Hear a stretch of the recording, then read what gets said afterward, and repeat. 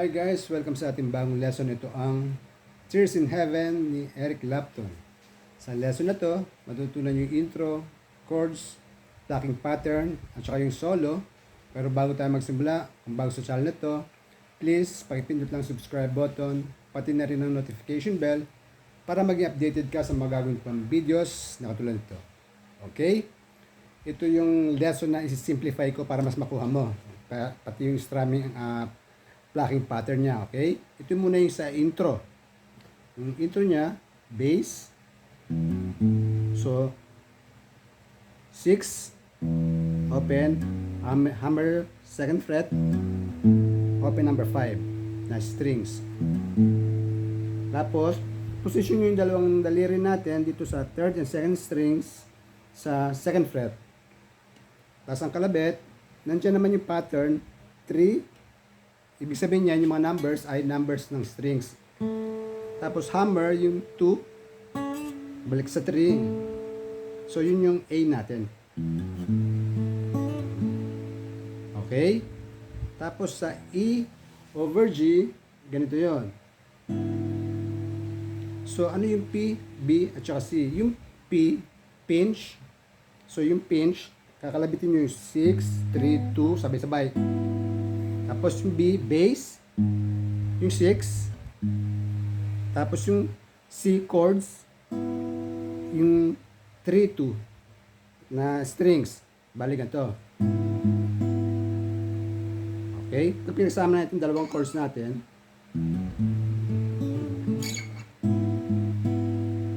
Okay? Tapos F sharp minor. Bababa mo lang yan dito sa 2nd fret. So, ang kalabit natin, PBC, BC. So, pinch, bass, chords, bass, chords. Okay? Kuha ba?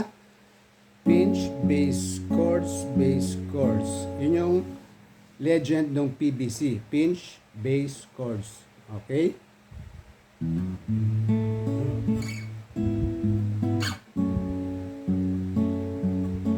Tapos, F sharp minor over E. Angat mo lang to. Bass, chords, bass. Balikan ito.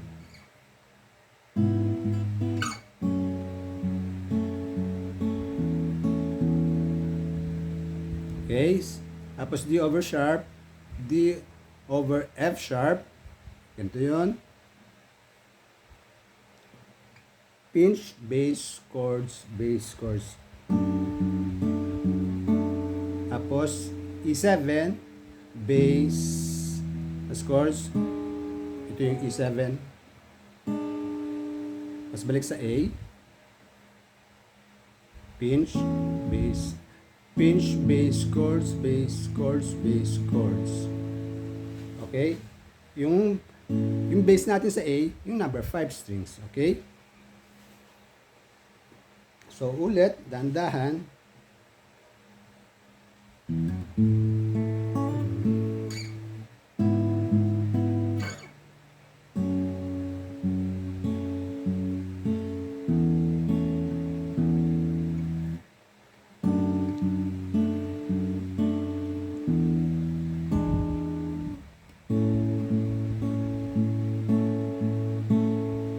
So, yun yung ating intro. Okay? So, sa verse, halos similar din sa intro natin. May nabago lang sa bandang D over F sharp. So, palakayin natin yun. Ito yung verse natin. Same. Tapos, D, F sharp. Pinch, bass, chords, bass. Tapos A. Pinch, bass, chords, bass. Tapos E. Ito yung E.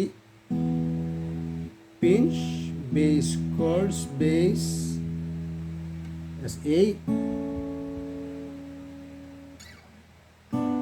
Tapos E7. Kuha ba? So, ito yung ating verse chords.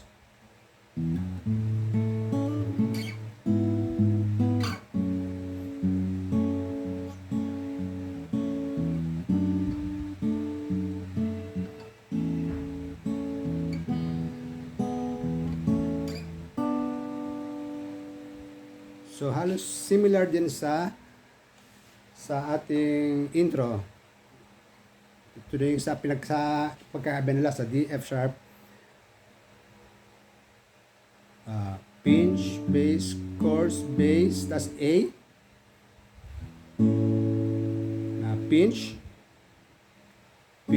bass, chorus, bass, tapos E, ito yung E, pinch, bass, chorus, bass, A, tapos E, 7, A, E, ito yung mga huling chords niya, E, okay. So, susunod niyan, chorus. So, kaya ako ginagawa ganito yung A, para paglipat nyo sa, di ba ganyan yung intro natin, para paglipat nyo dito sa E over G sharp, nakapwesto ka na yan, no? Iaano mo na lang. Ganon din sa paglipat mo sa F sharp minor. Okay?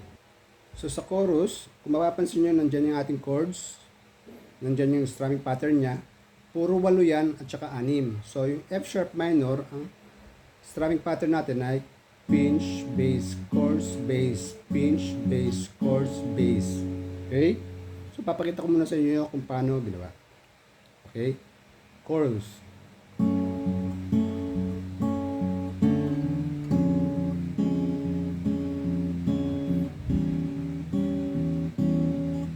Okay? Bali ganon. So sa bawat chords na yon, yung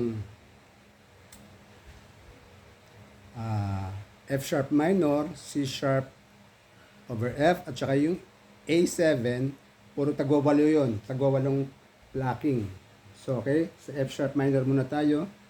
So, yung 2, 3, at saka second strings natin, second fret. Tapos, second fret din yung bass. Pinch, pinch, bass, chorus, bass. Pinch, bass, chorus, bass. Tapos, bumaba tong dalawa. Naiiwan sa second strings tong second fret. Tapos, sa first fret tong 6 at saka third strings. So, ganun pa rin. Pinch, bass, chord, bass, pinch, bass, chord, bass. Tapos, ang susunod na chords, A. So, ito lang A. So, ganun pa rin. Pinch, bass, chord, bass, pinch, bass, chord, bass. Yung tatlo na yon. Okay? Ulit.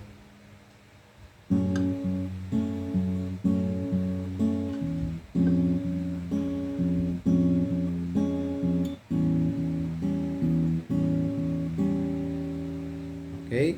Sunod doon ay F sharp 7. So, ganito yun.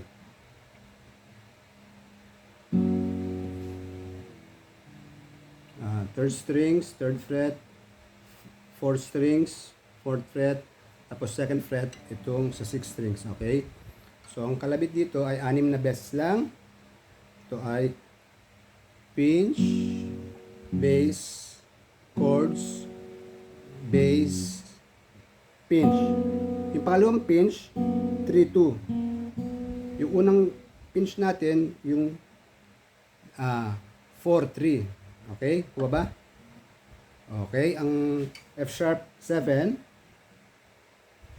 pinch. Ang pipinch natin dito ay 6-4-3. Tapos bass. Tapos yung chords, 4-3. Tapos bass. Yung pangalawang pinch, 3-2 na strings. Tapos bass. Okay. Bali ganito.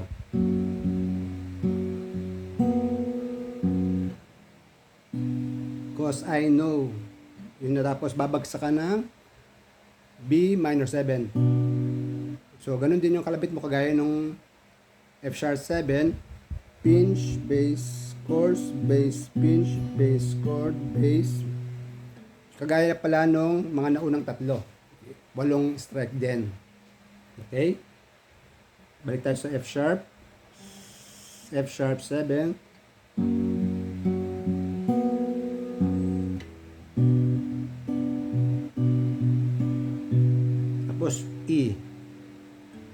open. Nakapwesto na to. Dalawang kalabit. Okay, bali.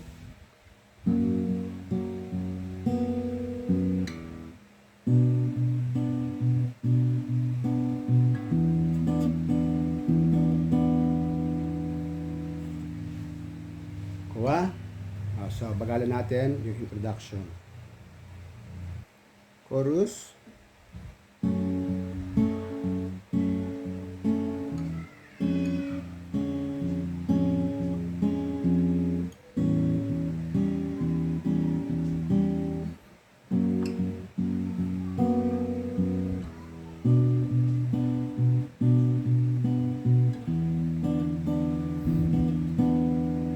Okay?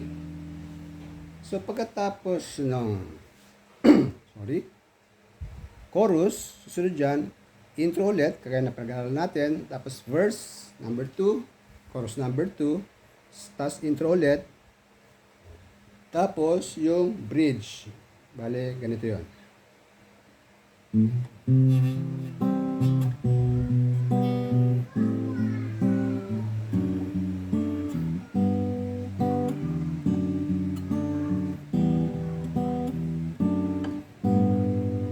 Okay? Unang chords natin sa bridge ay C. Nakalagay dyan, hammer 5. Hammer second yon, second fret. Tapos 5 ulit. Third fret na. Tapos fourth strings. Tapos chorus, chords, tapos bass. Chords, di ba yung dalawa lang sa ilalim, yung 3-2 na strings. Tapos bass. Yung bass niya is number 5, 5th strings. Tapos pagdating sa G over B, pinch, bass, chords, bass.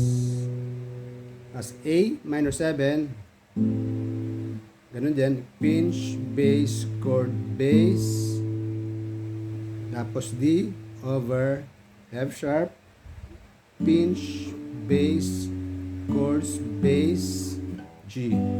G, ito lang didiinan nyo, itong third fret sa 6 strings, ganun pa rin, pinch, bass, chord, bass, balik sa D over F sharp, pinch, bass, chord, bass, E minor, open yan, 6 ang ano natin dyan, bass, pinch, bass, chord, bass, tapos D over F sharp, pinch, G, pinch, bali, ganito yung kabuuan niya na slow-mo.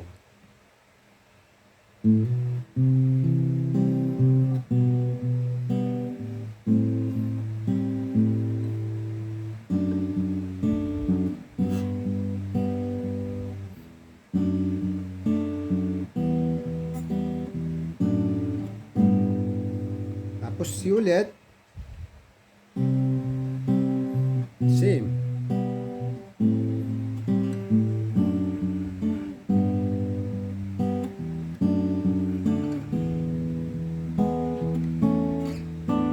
Yung kanina ginawa nyo. So, ulitin natin tong bridge. Dahan-dahan. Bass. 4 chords, bass. G over B. Ito lang yung isa lang. Pinch, bass, chord, bass. Pinch, bass, chord, bass. Pinch, bass, chord, bass. Pinch, bass, chord, bass. Pinch, bass, chord, bass. E minor, pinch, bass, chord, bass. Pinch, pinch. C, pinch. Pinch, bass, chord, bass. Pinch, bass, chord, bass. Pinch, bass, chord, bass. Pinch, bass, chord, bass. Bass, chord, bass.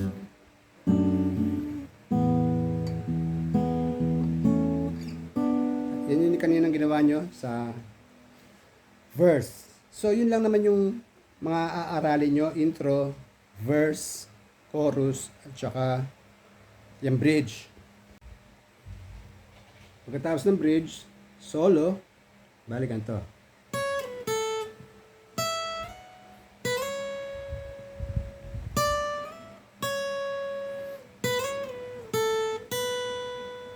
Okay? Ano yon? 9 to 7 slide. Plus 5. 12 to 14. Tapos slide 7 to 9. Tapos 10. Slide hanggang 12. Balik sa 9. Tapos 7, 9, 7. Slide. Tapos 5, 7. Okay? Balikan to.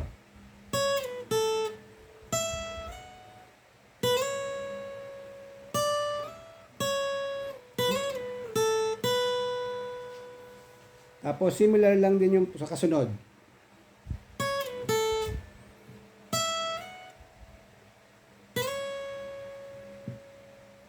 Yun lang nadagdag.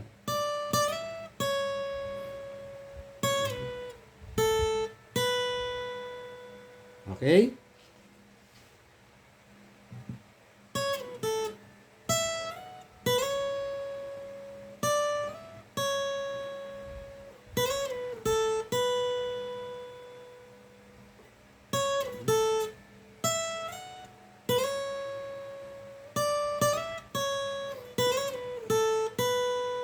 Okay? So, pagkatapos ng solo, chorus ulit, tapos intro, isa pang verse yata yan, tapos fade na. So, sana nagustuhan nyo ang ating lesson. Maraming salamat po sa panonood. Paki-check lang po ang aking playlist nandiyan sa baba.